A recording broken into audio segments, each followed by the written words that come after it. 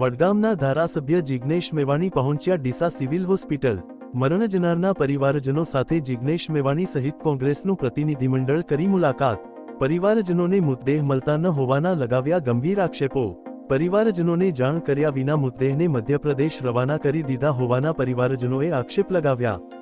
પરિવારજનોની વેદના જાણી વહીવટીતંત્ર પણ જિગ્નેશ મેવાણી થયા લાલઘૂમ। ડીસા સિવિલ હોસ્પિટલ ખાતે ધરના પ્રદર્શન યોજાયું।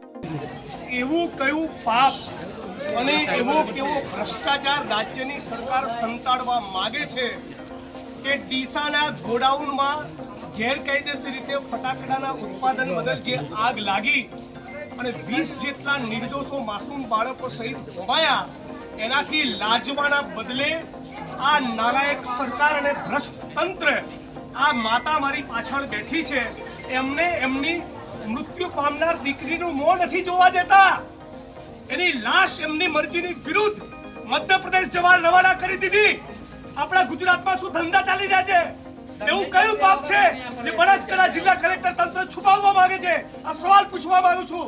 આજે 8:24 કલેક્ટર મિહિર પટેલને મેં ફોન કર્યો છે કે મધ્યપ્રદેશના પીડિતો મને કહી રહ્યા છે કે અમે આવીને આઈડેન્ટિફાઈ ન કરીએ કે મારું સંતાન છે, અમારા સગાવાળા છે, ત્યાં સુધી કોઈની પણ બોડીને મધ્યપ્રદેશ રવાના ના કરતા એ છતાં ડેડ બોડી મોકલી દીધી।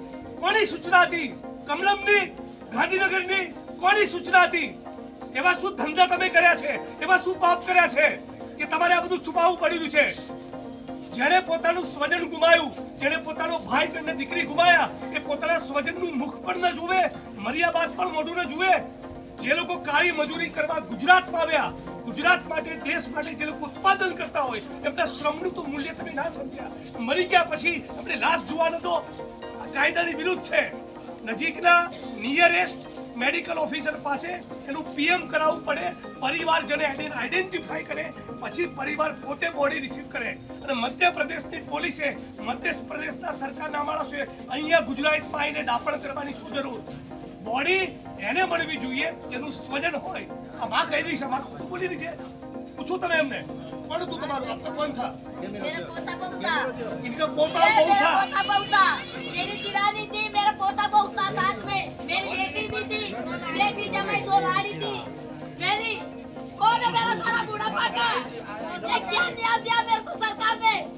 जिस कारण से ले गए तो मेरी बॉडी को मेरे सुपुर्द तो करते हैं क्या मर नहीं गई? इसकी माँ जिंदी थी अभी, फिलहाल में जिंदी हूँ और हूँ, नहीं तो मेरी बॉडी साथ में ले जाता आप लोग।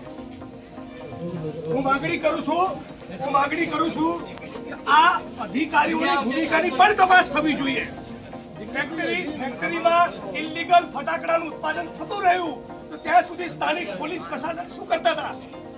એ લોકોની પણ જવાબદારી બને છે। એ પ્રમાણે બોડી આવી રીતે ગેરકાયદેસર રીતે મધ્યપ્રદેશની સરકારના માણસોને કોણે સોંપી? એમને પણ સસ્પેન્ડ કરવા જોઈએ।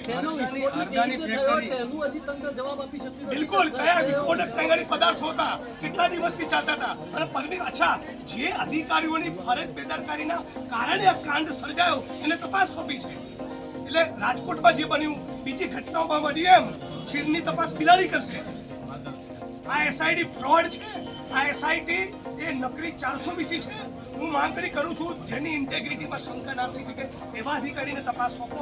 અમે બધા આ પીડિત પરિવારોની પડઘે ત્યાં સુધી ઊભા નથી થવાના ત્યાં સુધી બોડી પાછી લાવીને એમનું મુખ એની માતાને બતાવવામાં આવે।